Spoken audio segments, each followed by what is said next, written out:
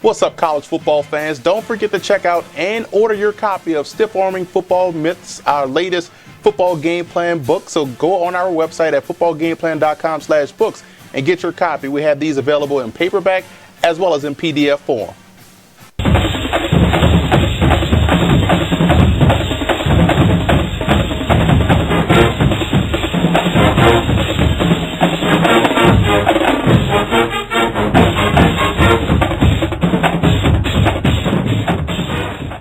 Big time matchup as always when Pittsburgh State and Northwest Missouri State get together. Both squads coming to this ball game playing excellent defense, and when you look at the Bearcats, I've been impressed all season long with their team speed and how active they are within their front seven. Northwest Missouri State does a great job in playing on your side of the line of scrimmage, which will be key in this ball game because when you look at quarterback Anthony Abnoja and that Gorillas passing game, it's one of the most efficient in Division II. Both wide receivers Marquise Cushion and Gavin Lutman balance the field and make it very tough to defend Pittsburgh State. Now, like I've mentioned earlier, two very good defenses, but I have to go with Northwest Missouri State in this ball game. In a battle of two excellent defensive football teams, you have to side with the squad with a more consistent offensive attack, and the Bearcats are definitely the most balanced in this matchup. And I think offensive coordinator Charlie Floor will continue to work his magic in the red zone and find ways to put points on the board.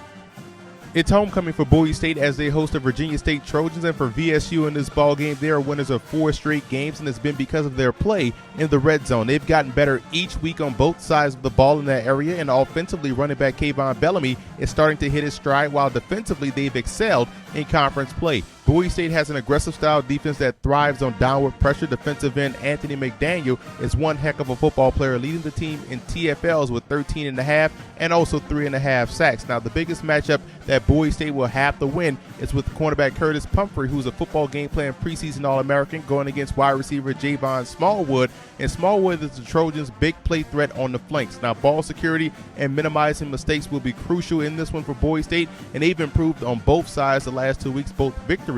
But I like Virginia State in this matchup. Look for the Trojans to weather the first quarter flurry and pull away late. Grand Valley State travels to Michigan Tech to take on the Huskies, and for the Lakers in this ball game, you have to like the opportunistic play of their defense. It's a big part of the 3-game winning streak that they're currently on. They're getting the football back to an offense that loves to feed the rock to running back Chris Robinson. Now, Michigan Tech loves to feed the football to its talented tailback Charlie Leffingwell, who is averaging over 103 yards a game. Now, the biggest question for the Huskies in this matchup is, can wide receivers Brandon Cowie and Andrew Clark consistently get open versus that very tough Lakers secondary? I believe that they can, but with the way Grand Valley State is able to blitz, quarterback Tyler Scarlett will have problems getting them the football. And I like Grand Valley State in this ball game. The Lakers are getting hot at the right time, and they pull off the upset by knocking off the undefeated Huskies. Florida Tech plays host to North Alabama, and the Panthers are off to a surprising start to the season, and it's largely in part due to an offense that's averaging 36 points a game with tons of big play threats on the flanks, led by wide receiver Xavier Milton. Defensively is where they're keeping opponents in the ball game. They have to do a better job in defending the pass, and they won't have to worry about that this week versus North Alabama, who leans on their ground game behind a massive offensive line led by their senior left tackle, Keith Jones. Now, the Lions do a great job of moving teams off the spot, and defensively, where North Alabama excels is in the second level. Their linebackers do a phenomenal job in coverage, and it's because of that I like North Alabama in this ball game. Look for the back seven of the Lions defense to create problems with their zone blitzes, forcing Florida Tech's quarterback Mark Cato into some bad decisions. Huge battle in the Great Lakes Conference between Indianapolis and Truman State, and the Greyhounds boast one of the best offensive lines in the nation, paving the way for an offense that averages 405 yards a game. And they face the toughest test of the season this week as the Bulldogs can really get after the quarterback. For Truman State, a run-heavy read option offense that excels at executing, and it's easy to do that when you have a guy of the caliber of Garrett White, who possesses the vision, the footwork, and the speed that you look for at that position. Now, you'll get treated to two very good defensive linemen in this ball game in Truman State's Devin Gillespie and Indy's Lee Campbell, and it's the latter that, in my opinion, will have the biggest impact in this game, being able to slow down the running game while giving the ball back to quarterback Connor Barthow and that Greyhounds offense that excels in the red zone. I like Indianapolis. Minnesota-Duluth takes on Northern State, and the Bulldogs are one tough football team, especially in the trenches. Their offensive line really does a great job in their outside zone game, and defensively in the secondary is where there's some concerns. That's why when you look at Northern State, you instantly look at their offense led by quarterback Jared Jacobson that has averaged 42 points a game over the last 3 weeks and think there's a chance here versus Minnesota-Duluth to be successful. But when you're Northern State, you have problems of your own. You can't get off the field, and that's not what you want to hear when you're facing running back Logan Lauders and that ground game. So look for Minnesota-Duluth to shrink this ball game with their rushing attack, putting Northern State in a situation where they'll have to maximize their possessions. I like the Bulldogs. It's a battle of unbeatens in the Great American Conference between Harding and Ouachita Baptist. Now, for the Bison in this ball game, it'll be interesting to see how they plan to defend the spread attack of Ouachita. And this is an offense that expands your defense and forces you to consistently make plays in space. Now, we know what Harding's plan is offensively, and that's their dangerous option attack, which if you're Ouachita, it puts your defense at a disadvantage because it forces you to maintain gap discipline and responsibilities all game long. Now, where the Tigers can have an impact is on special teams. They have two outstanding returners in Etaj Allen and also Cavante Pope. They'll have to be able to put the Tigers in great field position in order to have a shot. But even then, I like Harding in this ball game. They're extremely stout at the point of attack, and behind the running of Romo Westbrook and the receiving skills of Dontella Luckett, the Bison look like the best team in Division II right now, especially with the defense that's only giving up 8 points a game.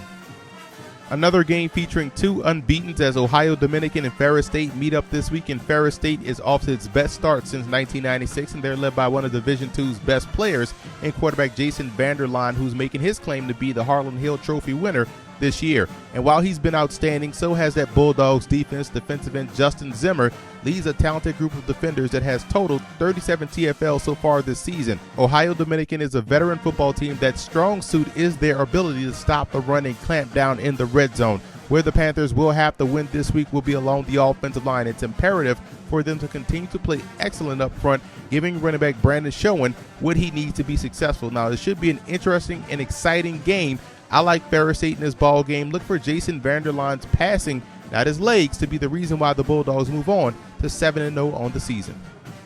Big battle in the Lone Star Conference between Texas A&M Commerce and West Texas A&M, and the Lions were dealt a huge blow, losing leading rusher Joe Bergeron to suspension, but there's more than enough talent and weapons to go around for this football team to be successful, especially when you look at the pace that they play with. Now, defensively, the Lions are a 3-4 football team, and they have a good 5 technique, and Tony Pulu, the 6'3", 285-pound junior, wreaks havoc on the inside. Now, for the Buffaloes of West Texas A&M, you have to like the way they've rebounded after starting the season 0-2. Now, the Bulldogs find themselves now playing for first place in the LSC. Now, quarterback Preston Robb has done a phenomenal job throwing the football, and he has 2 excellent targets in wide receiver Anthony Johnson and Jeremy Watson. Defensively, the Buffaloes fly around the field, and they do a great job of playing great team defense. And I think the best matchup is between the Lions receiving core and the Buffaloes secondary, and that's a matchup, in my opinion, that favors West Texas A&M. I like the Buffaloes to tame the Lions on the road.